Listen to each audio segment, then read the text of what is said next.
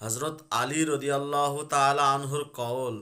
হজরত আলী রদিয়াল্লাহু তাআলা আনহু বলছেন, জারাহাতুস সিনানি লাহাত তিয়াম ওয়ালা ইয়ালতামু মা জারহুল লিসান। যদি কোনো মানুষ কাউকে তরবারি দিয়ে আঘাত করে, সেই আঘাত কিন্তু একদিন মিটে যাবে, একদিন মিলিয়ে যাবে। আর যদি কোনো মানুষ কাউকে কথার দ্বারায় আঘাত করে, এ আঘাত কিন্তু কোনো দিন মেলে না, কোনো দিন মিটে যায় না।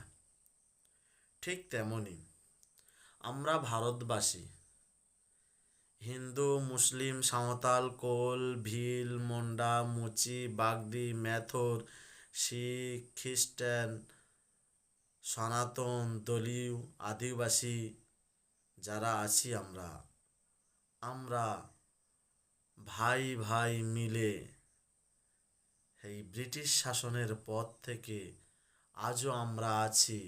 আমাদের মধ্যে কোনো অশান্তি হয়নি আর হবে না। কিন্তু ভারতবর্ষে গোটা পাঁচ ছয়েক মানুষ, পাঁচ ছজন, এরাই মিডিয়ার মাধ্যমে হিন্দু মুসলমানের সঙ্গে দাঙ্গা হাঙ্গামা বাঁধিয়ে নিজেরা ফায়দা লুটতে চাইছে, নিজেরা ভারতবর্ষের টাকাগুলো আত্মসাৎ করতে চাইছে, জনগণের টাকা আত্মসাৎ করতে চাইছে। এরা চাইছে নিজেরা মাফিয়া হব এবং আমরা সবার উপরে রাজ করব। হয়তো আমরা অসহায়, কিছু করতে পারছি না,